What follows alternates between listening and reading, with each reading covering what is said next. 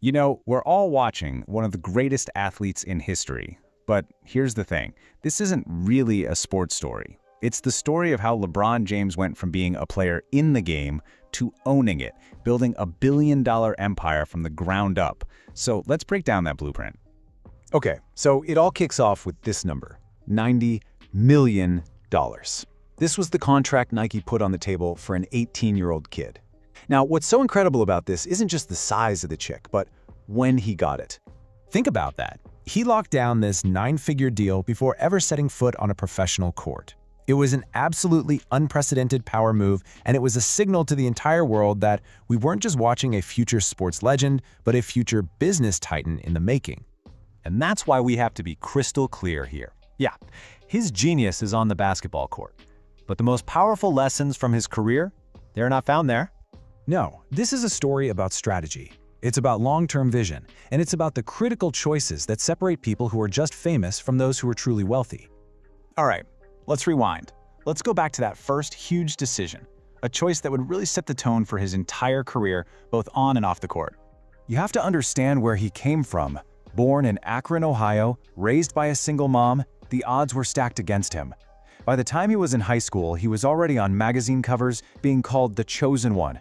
And all that pressure, it taught him something very early on. Talent gets you in the door, but strategy is what builds the entire house. So in 2003, he's faced with this choice, and it literally shocked the industry. Reebok comes in and offers him more cash right up front, the quick, easy win. But LeBron and his team, they were playing a different game. They chose Nike, turning down more immediate money for what they saw as a real long-term partnership. It was a huge gamble. And wow, did that gamble pay off.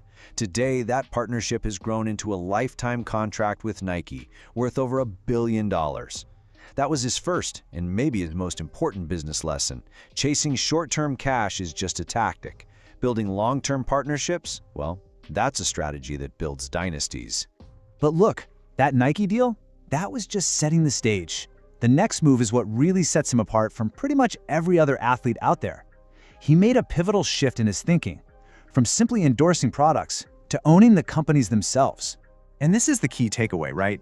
You have to understand what equity is. An endorsement check is income. You get paid for your time or your image, and that's it. But equity? That's ownership. It's a living, breathing asset that can grow and multiply long after you've done the work. It's the difference between getting a paycheck and actually building a fortune.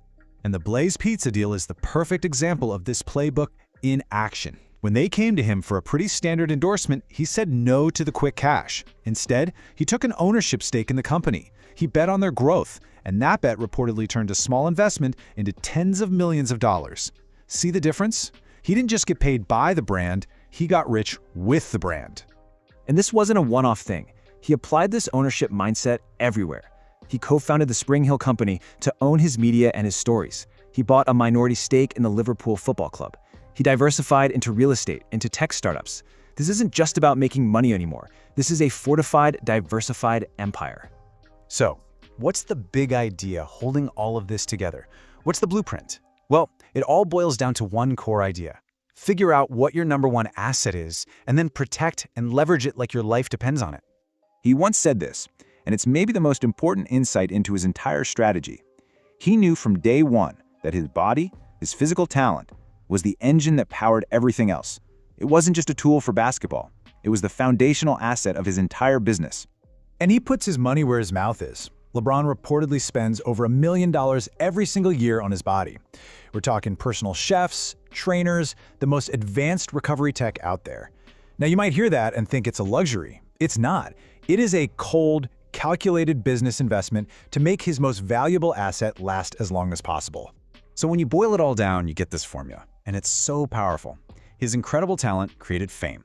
That fame gave him massive leverage when he sat down at the negotiating table. He then used that leverage not to ask for a bigger paycheck, but to demand ownership. And that ownership, that's what creates real generational wealth.